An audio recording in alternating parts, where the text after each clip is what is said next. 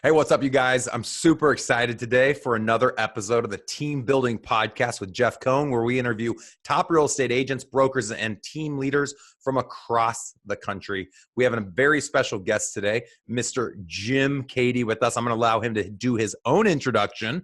He's doing a lot of really great things, a lot of parallels. We talked off air, doing a lot of the similar things that we're doing on our team. So we're going to have some really good back and forth banter today. If you want to learn more about systems, accountability, tracking numbers, KPIs, key performance indicators, ROI, return on investment, we're going to dive deep into all of that. So this should be a really good one.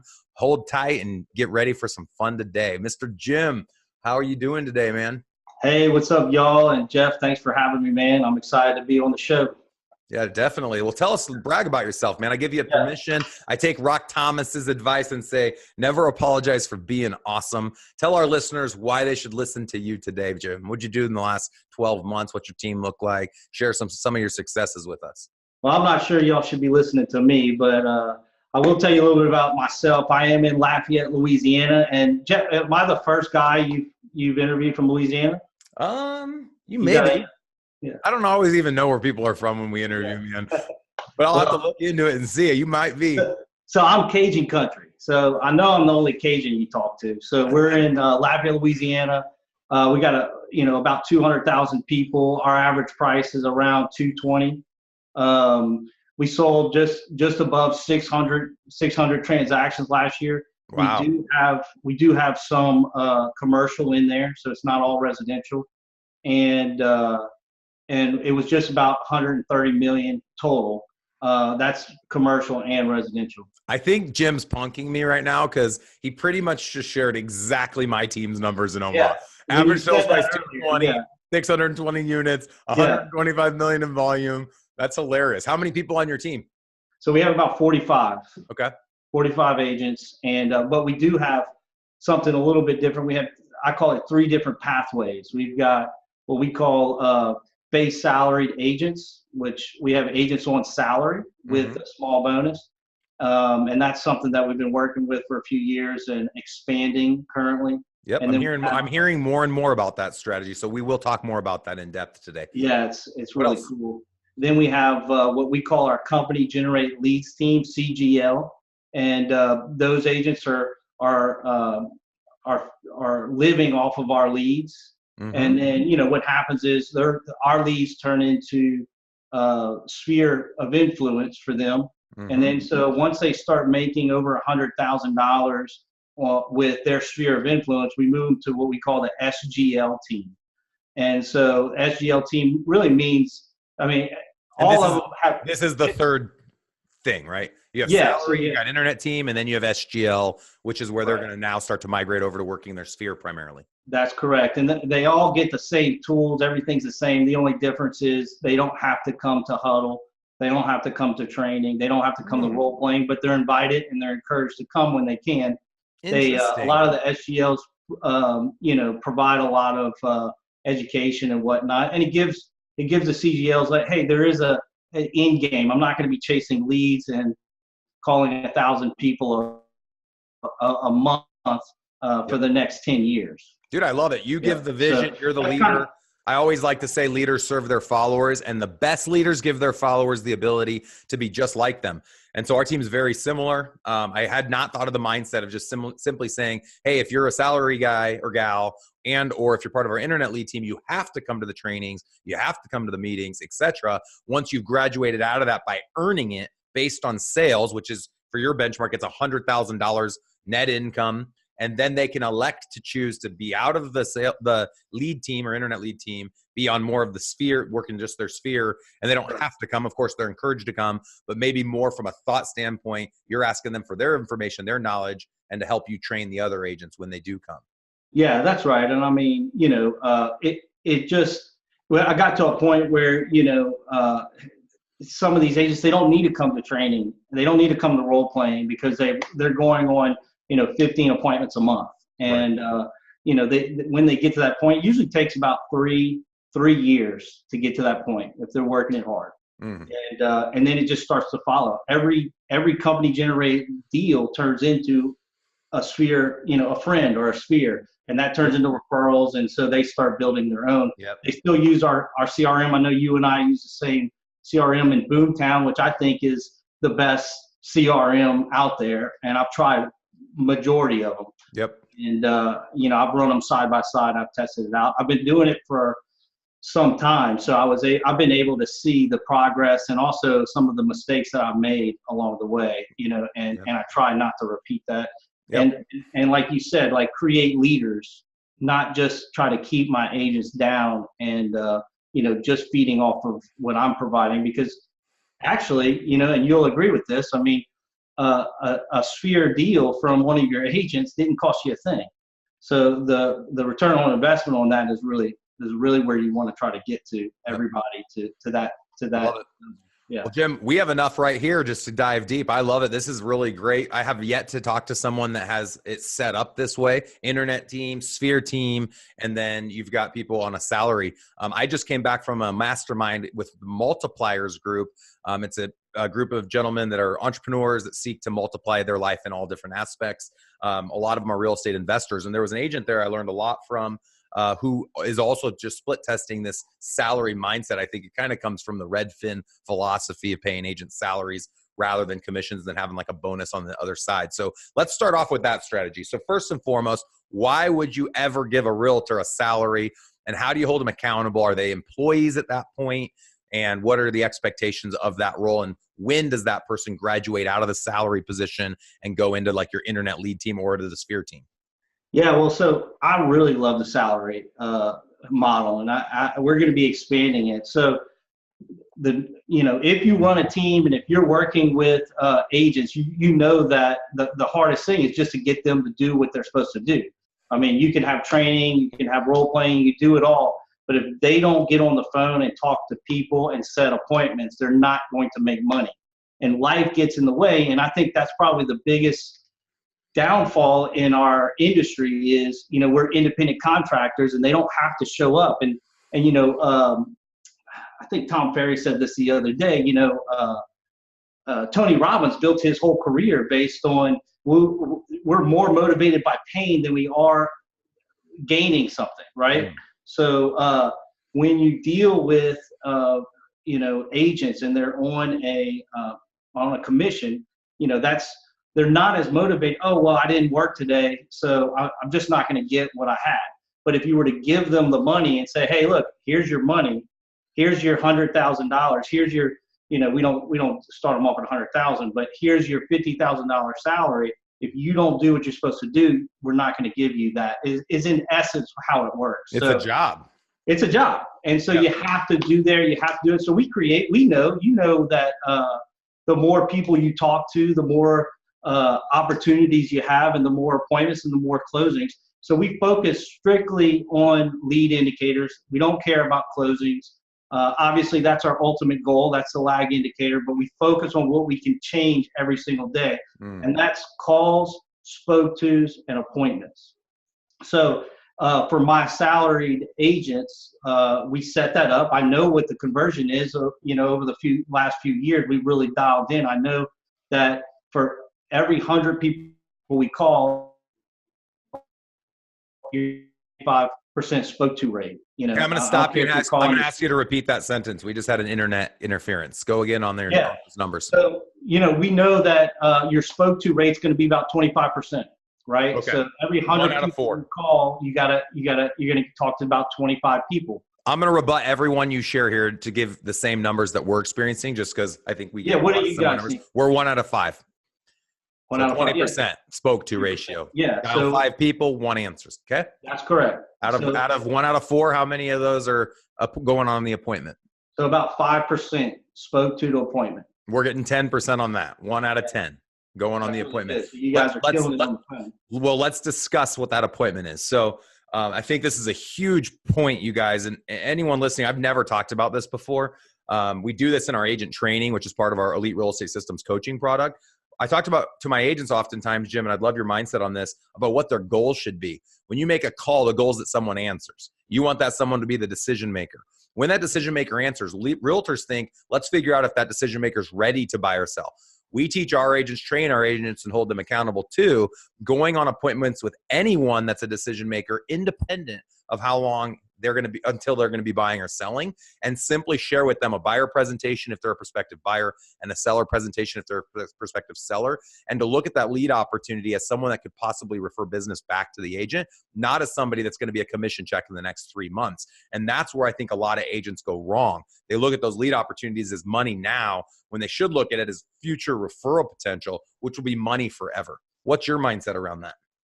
Well, I mean, basically what we do is we find out their timing and motivation. We try to set for the appointment, and then we do qualifying, like, whether or not they're going to be approved for a house. But yeah, LP mama.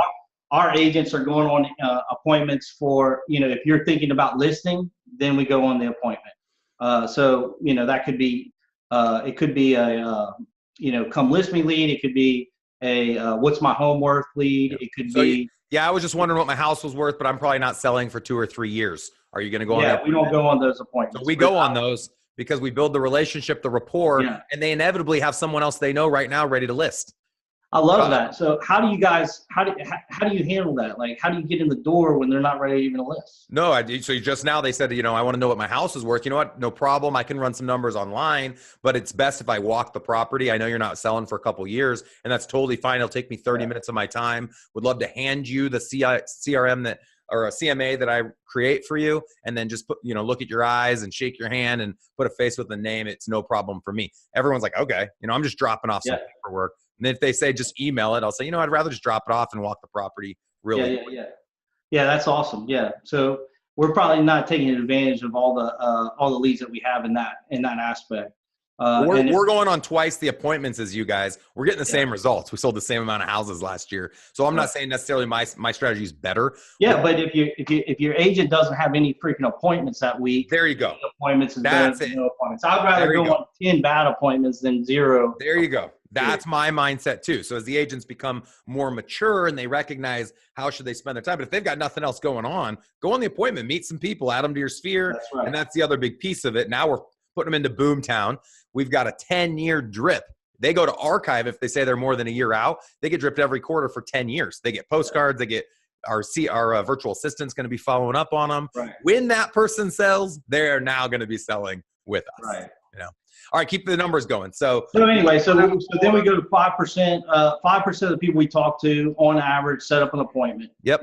And, newer agents, that usually starts off at about 2%, and then as they make more phone calls and get more experience, it can go all the way up to 8% in my office, usually the top. And then we close about 40% of the appointments we go on. And so they're either, whether it's a buyer or sell, on average about 40. Now, I started to realize this because I was using those averages for my new agents' business plans, and it wasn't working out. Because, obviously the first 12 months, if you're underneath 24 months in the business, your appointment to close ratio is going to start off at 0. Then it goes to 5, then 10, then 20. And then when you get to 24 months, you should be around 30%. After 24 months, you should be 40. And then, 3 years or more, you could be at 60 or 70%. 100%, baby, Jim. You or I go on an appointment, 100%. Right. But I totally agree. I think this is a great point that Jim brings up. And this is one of the reasons, you guys, for everyone listening, like, track each individual agent's numbers, and you'll be able to empower yourself as the team lead and the coach or trainer of your organization to know in what areas you need to help each agent. One might be better at getting people on the line, while another's better at closing for the appointment, while another's better at closing for the exclusive agency or listing.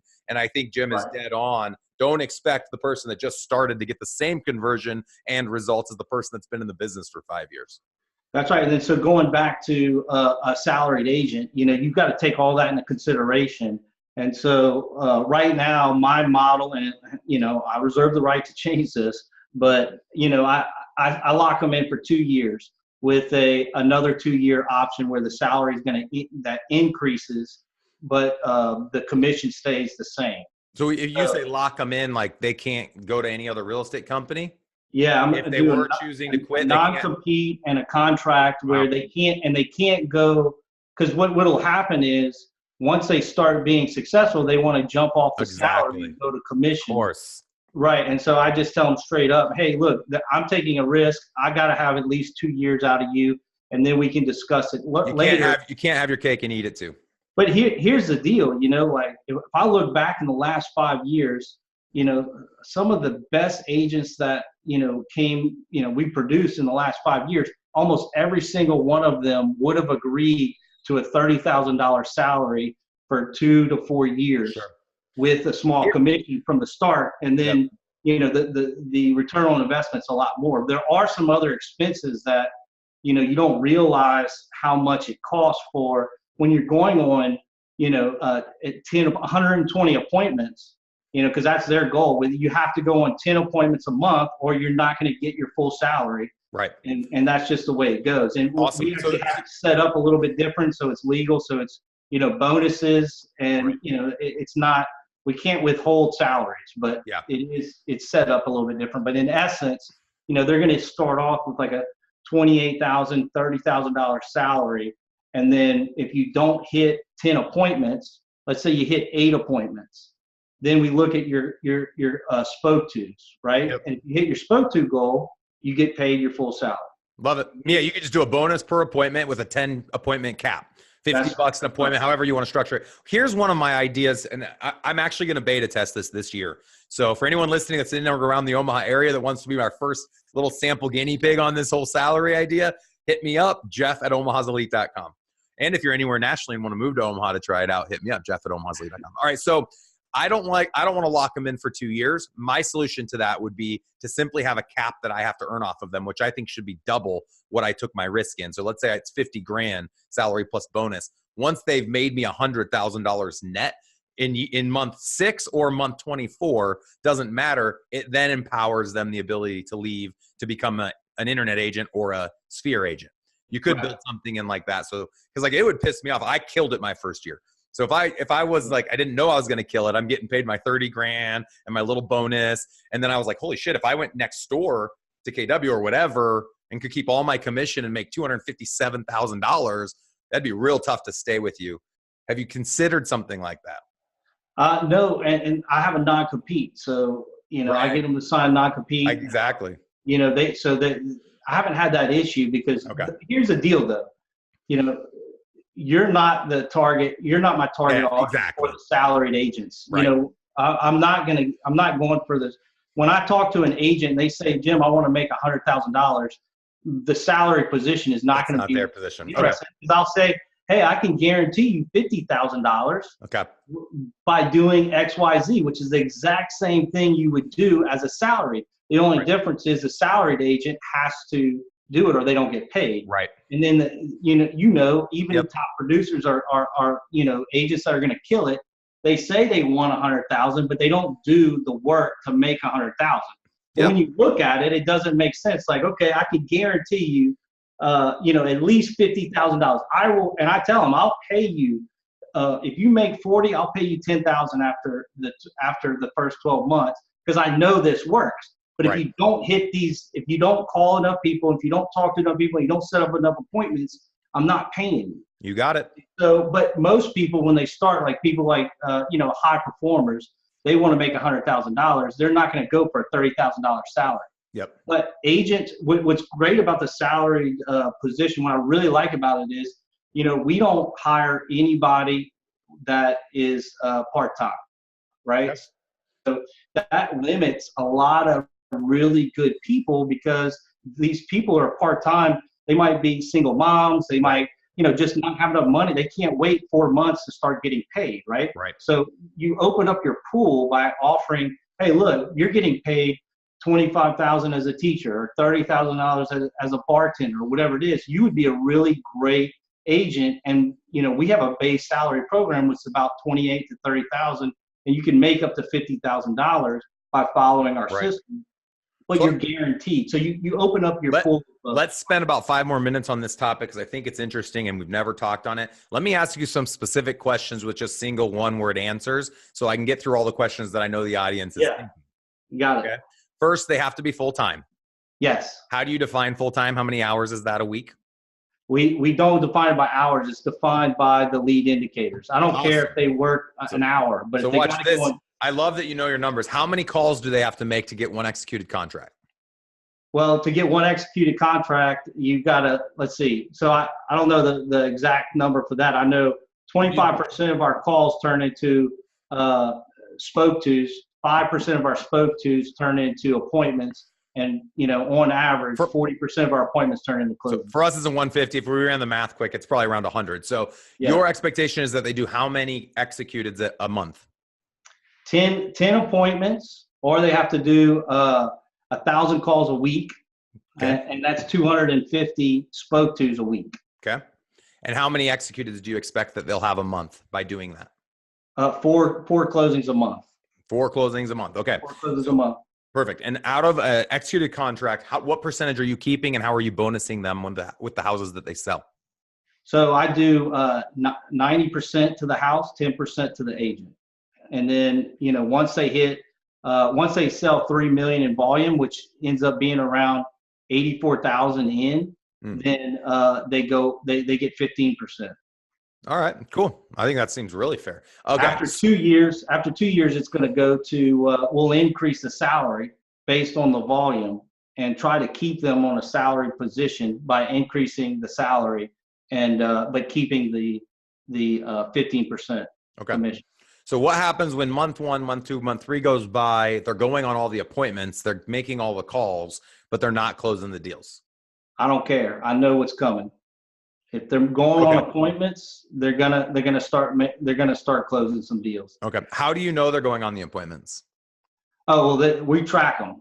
We have a lead coordinator, and she's keeping track of everything that the agents, all the agents, are doing. So we know exactly, because we use, like I told you earlier, we use CTE to track everything, and so you got to have some trust too. You can't have somebody who's going to lie to you.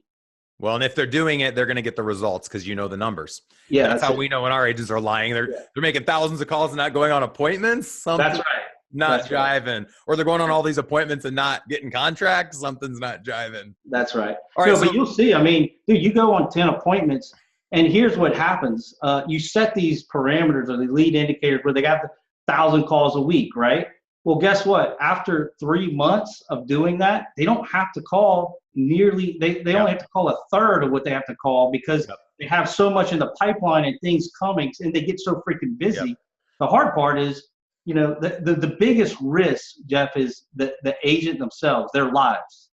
Are they going to, people get pregnant, people get married and move away. The risk is that you've now invested 50 G's, didn't get the return out of them, and now they have life. Life happened. That's the only risk is life. Life happens, and it happens to everybody. So you really got to be, you got to choose the right person, and you got to know what's going on in their lives. Does the non-compete hold up? Did you hire an attorney to draft that? I hired an attorney, but I haven't had to put it into action. But he thinks it'll hold up pretty well. They'll have to spend some money to fight it. They agreed. So cool. Well, I think that's enough on the salary position. I think that's awesome. It's a neat hybrid option.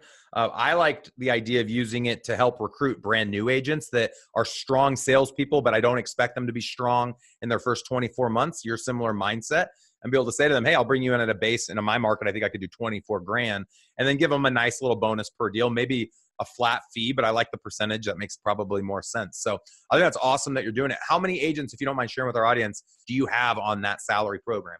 So this is my third agent, and one of them got married and moved away. Life happened. It paid off. It was 2 years, and then that was my first one, and then I stopped. We kind of had in Lafayette, we're very oil industry, and we had a big crash, and so I got away from it, and I came back to it recently, about a year ago, and then I've hired 2 more agents. If someone's listening and thinks about implementing this strategy, when do you think the best time is to bring that agent on? I think right now, the sooner the better. What about time of year? The sooner the better. Okay, so about this time. So right before the summer hits, the hot market. Or right at the end of the winter. That's kind of what I was thinking too, right? Like maybe right around Christmas time. It takes me about a month to train them. So I don't count that month. So I train them, and then after a month, and it's pretty intense training with just me. So I make sure I'm one-on-one, whether I have one agent or 5 agents, it doesn't matter. As soon as they join Keaty Real Estate, I spend, the next 15 days with them, at least half of my days. Last question on this topic, and then we'll move on to the sphere option and the internet option. Last question regarding salaried positions. Who are they calling? Run us through that list real fast. So number one is I asked them to put together all of their sphere of influence. We're Cajuns in Lafayette, Louisiana, so we have a pretty big sphere, real close-knit families, and we know a lot of people. Pretty much that's everybody here in Lafayette. So we start with them, and then we have about 60, 70,000 leads in our boomtown. So, when they start, every agent, whether they're salaried or CGLs, they start with 1,000 a week. We just put them on, start calling any of the leads in our system. Yep. And we have like a lead bucket you let anyone dive into? Yeah, we have a pool. Agents don't own that lead forever when they're given a lead and they're part of the internet lead team. Does that lead stay with them forever or only in the all active category and the archives are open to everybody?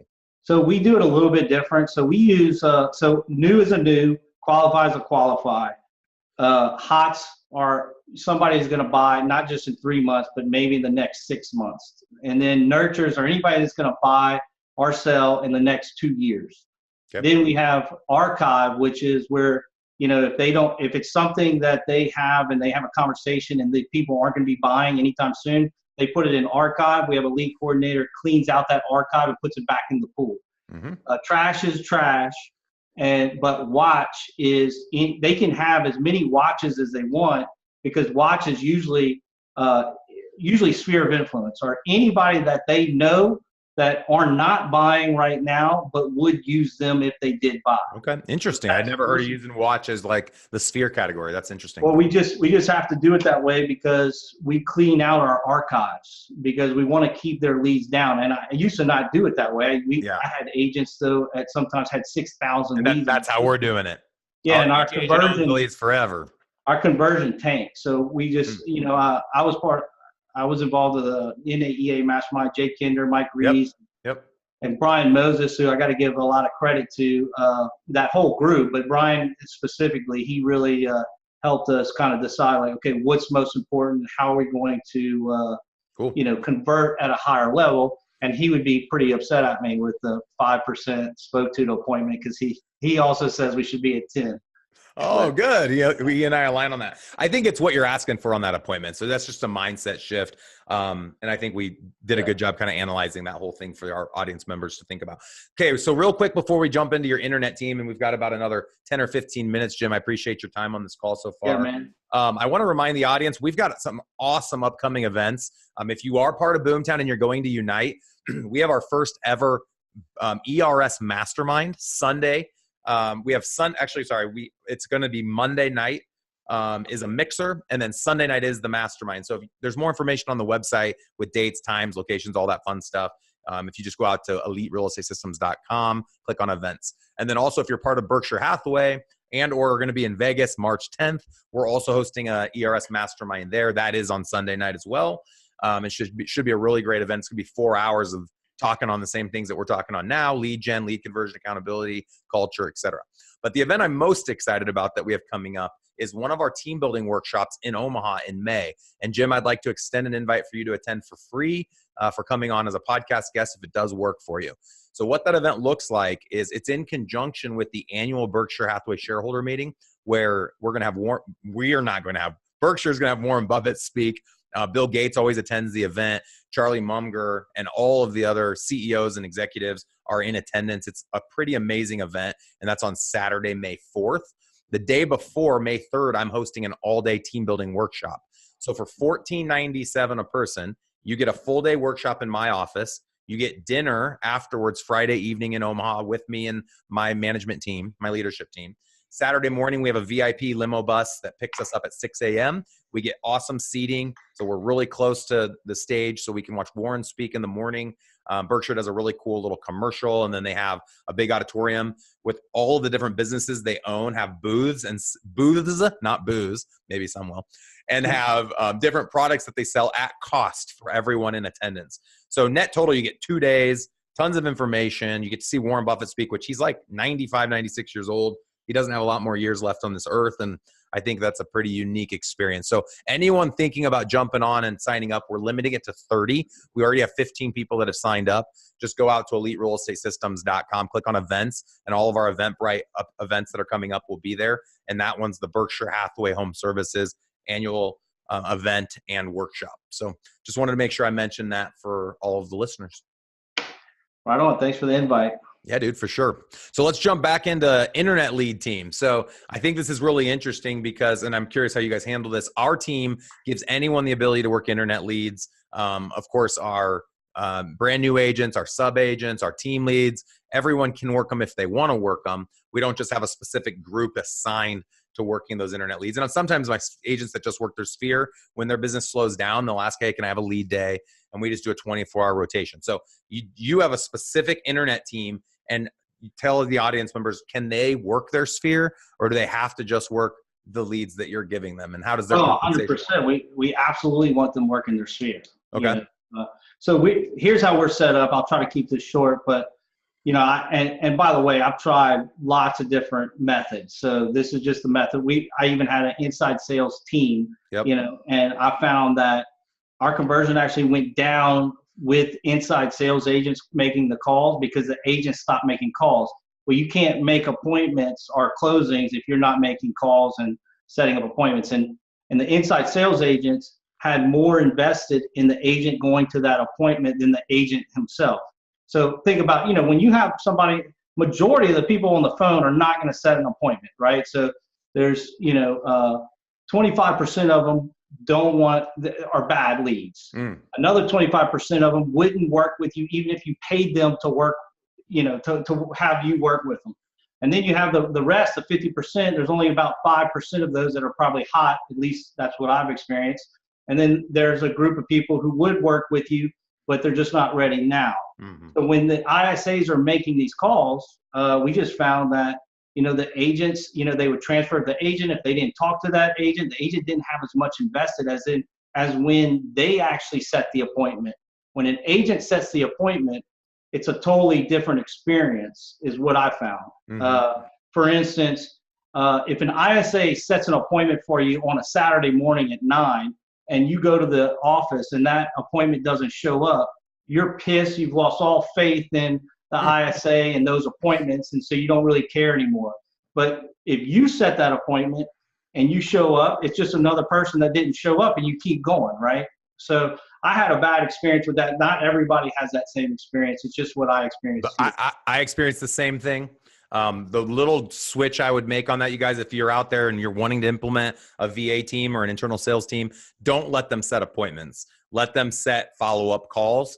We call those hot leads. They're not hot enough that you're going to set an appointment with them because there was a bunch of no-shows. And the best strategy, and I own a call center in the Philippines, and what we've experienced is having a software where you can hand the call off. So have someone on the team assigned to take the live call now. So when your virtual team or inside sales team does connect with someone, instead of saying, hey, so-and-so is going to call you back, it's, hey, real quick, I need to transfer you to so-and-so, and they're going to talk to you. That's the best way to do it. I agree with you. We still use our agents there. We're not using callers either. We're using our agents to make the calls. So what I did was I took my best ISA and I made her a lead coordinator. So we still needed to have that lead coordination. And through that process, this is how we have it set up.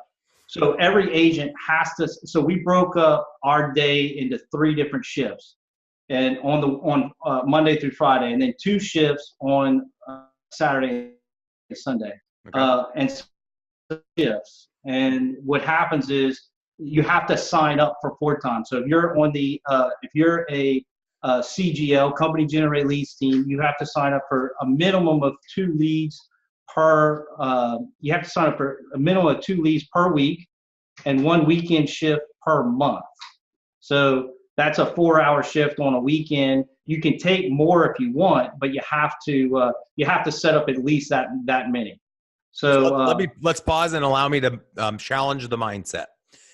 Instead of having people in 2 or 3 shifts across the time frame of a month, why not just give each person 1 shift for 24 hours? Just timing, man. I can't. It's hard to get them to even do 2 shifts a week. And here's what I found is, number one, I want them sitting at my office at a computer when that lead comes in. Mm-hmm. And so just the way it works out, we decided 2 shifts was enough to fill the whole week. While we have 40 plus agents. Yep. So, it ended up working out so that we could fill all of the shifts with at least 2 to 3 agents at a time. Right. And, we have a lot of agents that have kids. So you have 2 or 3 agents at the same time? At the same time. And they're just then your lead coordinator decides who gets the lead based on maybe their location they work, price point, who's available at that time, or is it round robin? Yeah, they're on round robin because we're in Lafayette, Louisiana. Like, we can get anywhere in 15 minutes. So we're all experts in our area. So it's not like the way just so the listeners know, and we can differentiate and everyone can choose what way works best for them. For several reasons, we said, I want 1 person on lead day every day. And we've got about 30 agents. So there were enough lead days for each agent to have 1 full lead day. If we had more agents, 60 agents, we just have 2 on that same lead day. They physically have to be in our office from 10 a.m. to 8 p.m. So any lead that comes in between 10 and 8, they're physically at the office. But they start taking leads the night before at 8 p.m., and then they'll take leads, of course, till 8 p.m. the day of their shift. So when they get there at 10 a.m., the expectation is they follow up with all the leads that registered from the night before if they haven't already called the night before. And then throughout that day, we have certain expectations for lead conversion. I want you to share yours with us as well. We have certain expectations that they have to implement. The reason I like them on once a month is then for the next 2 weeks to 4 weeks, all those leads they got that day, they can treat them all the same way and they're all in the same time frame. Whereas if you have them on several shifts throughout a month, they've got 3 or 4 different groups of people, and I think it starts to become a little bit convoluted. So just a mindset change, maybe, or shift, people can decide what works best for them. Yeah, no, I kind of like that. I don't know if that would work for us here just because we do have a lot of parents and stuff, so they have to pick up their kids and whatnot. But it's 1 day a month. Because I hear that excuse from the agents too. I'm like, guys, 1 day a month, get a babysitter. It's 1 day a month. Right. Well, so ours is similar. They don't get any leads except for when they're on floor time. Mm-hmm. Same thing, each agent. So like each floor time, let's say we have a new lead that comes in overnight. The first shift, they divvy up the new leads. The lead coordinator divvies up the new leads, assigns it to whoever's there. There's always inevitably somebody who can't show up. So we try to have at least a minimum of 2 people, but up to 3 people per shift. And then they call the new leads. If they don't talk to them, if they don't make any conversations, then it goes to qualify.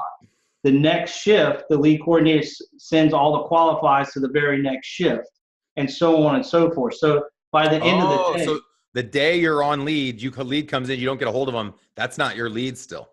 Not if you didn't talk to them. Wow. So if you didn't talk to them, it goes to the next group of people. So within 2 days, 2 to 3 days, we're calling them 15 times or so. So are you texting and leaving voicemails on those initial calls? We're usually not leaving voicemails. I leave it up to the agents though, but because what will happen is we'll transfer them to the qualifies to the next shift. Well, some of those people will actually call after your shift, right? So they'll call you up, what'll happen is they just have to reassign it back to them, and then they can keep it. Jim, don't hate me after this, but this furthers my argument as to why one person should get all those leads in the same day. I think they should call 3 times the first day, send a text, leave a voicemail. It'd be very hard to do that if you knew that if you didn't connect, it's going to go to someone else the next call. It'd create a little bit of a challenge there, I think. Whereas on our team, for that 24 hours, you have to call 3 times, set them on a drip, set them on an automatic email update. You call them 3 times, send the text, leave the voicemail. For the next 13 days, it's call 10 more times, leave a text, send a text, leave a voicemail, make sure the drips are running. But it's all from that agent. Call John Doe, text John Doe. John Doe's trying to reach out to you.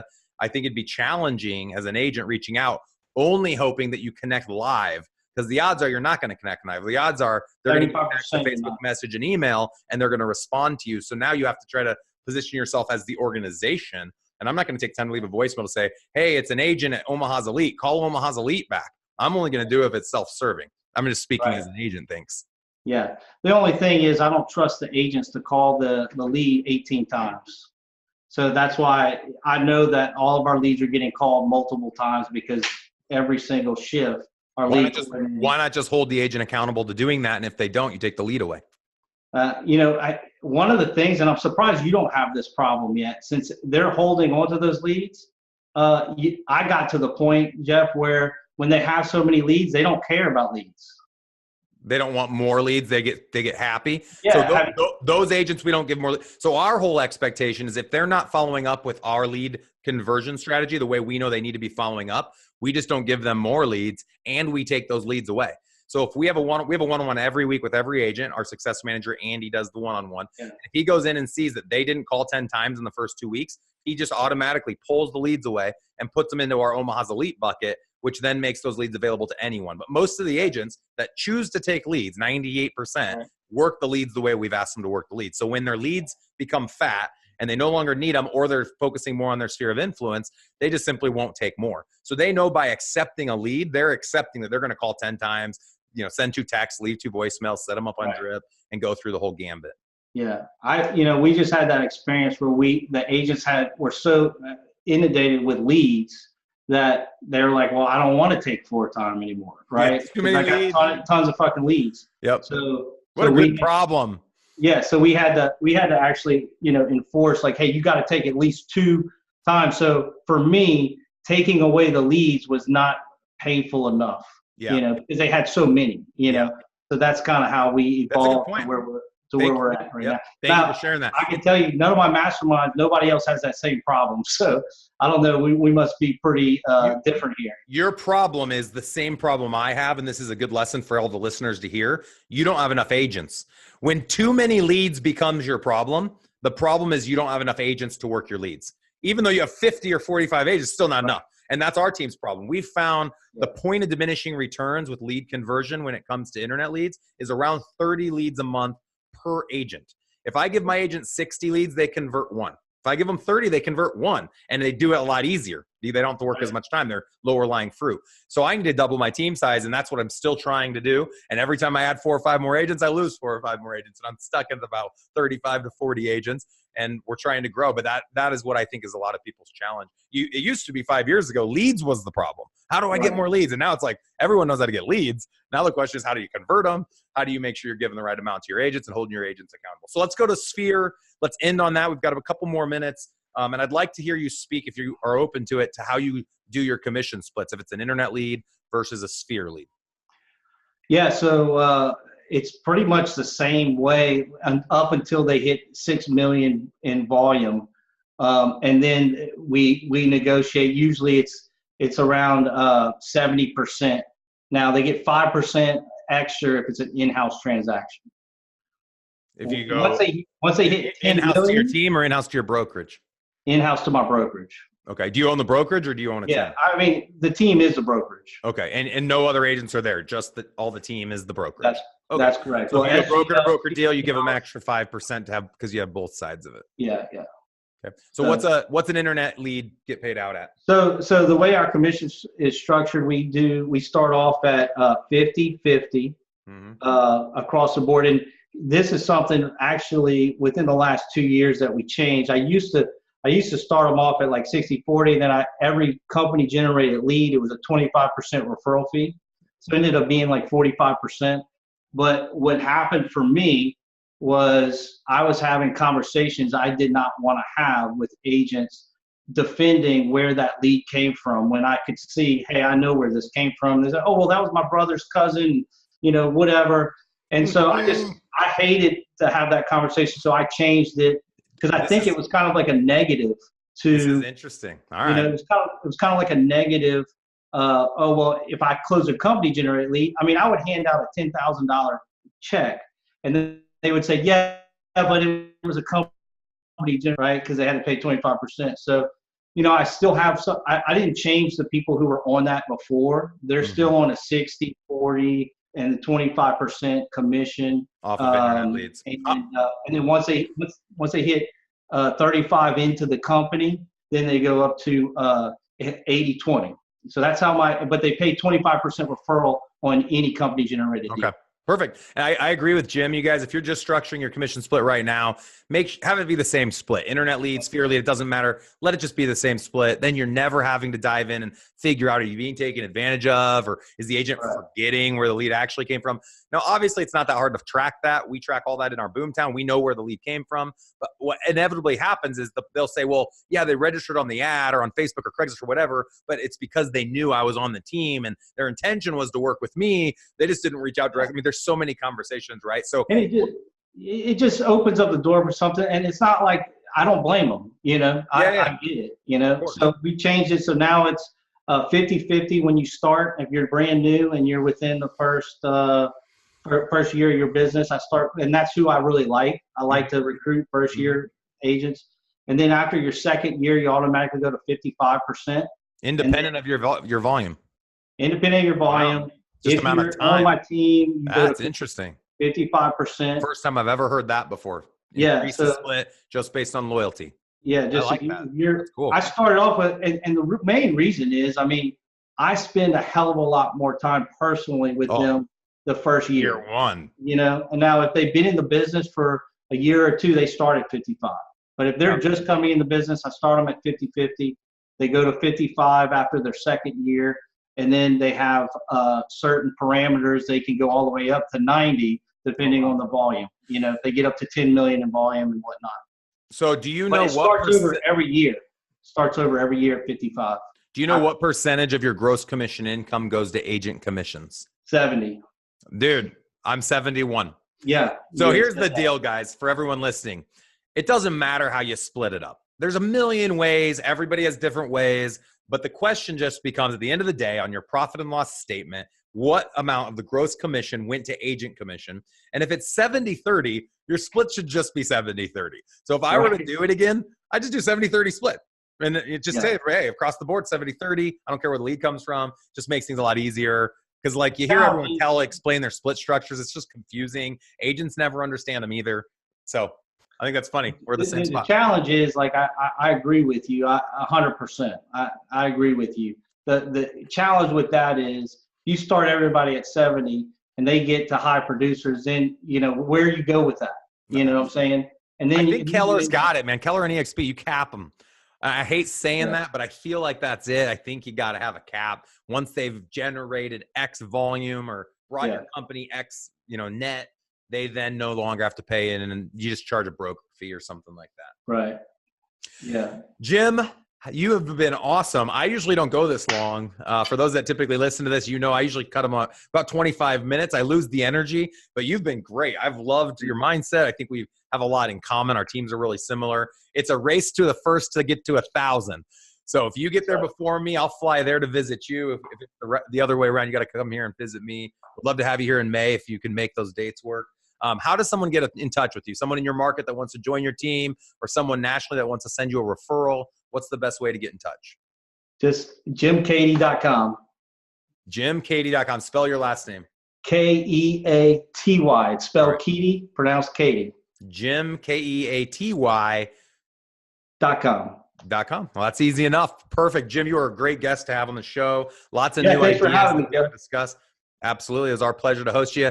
This is just another episode of the Team Building Podcast. We appreciate you guys listening. If you can take a moment and you got a lot of value out of this from Jim, please go to iTunes and leave us a 5-star review and give a shout out to Jim Keaty for the amazing information he shared with us today. This guy does over 600 unit sales a year. That puts him in the top 50 teams across the entire country. That is very impressive. I don't know if you're all watching and you might be just listening, but he's a young gentleman with a beautiful beard. Jim, how old are you? He's doing this. How old are you?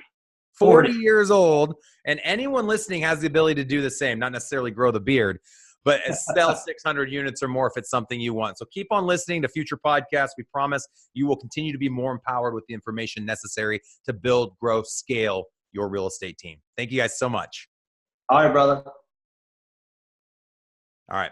Cool. That's a wrap. It's still recording, but they'll cut that out. What'd you think, man? Man, I loved it. It's good. I enjoyed talking to you, man. I enjoyed talking to you too. We have a lot in common, man. It was crazy. Every time you'd say something, I'm like, oh my gosh, this is ridiculous. Even your numbers when you started your intro, I was like, right when you told me, I was like, okay, well, it's very similar to mine.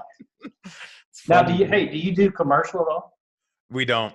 I mean, we have agents that dabble like land deals, but we are not doing any commercial buildings or anything like that. You said you are doing that? Yeah, we are. And I just got into property management. I just started a property management arm. So we're going to start doing that, which only reason I'm doing that is I had somebody give me their whole book of business. So we're going to. That's kind of a no-brainer. Are you investing yet? Oh, yeah, we've invested. You're buying single family, multifamily, commercial. Mostly buildings. And that's where all my disposable income goes. From all the business ventures I'm in, it's buying houses. My goal is 1,000 doors in the next 5 years. Awesome, man. And then over the next 20, getting them all paid off. And hopefully I'm in my 50s and everything's good. So that's I enjoyed it, brother. And me too, man. Appreciate you. Let me know if I'm you want to be able to make the May deal, man. But I would like to. So please keep me on your. We'll do it. On your radar. Any future workshop that you want to come hit up, or if we're at an event at the same time, hit me up and we'll have dinner together. Yeah, I always go to Unite. I just can't make it this year. Let's dinner next year at Unite, bro. On me. Yeah. All right. Good deal, brother. Right, cool. Thanks, Jim. Good to talk to you. Take it. Later. Later.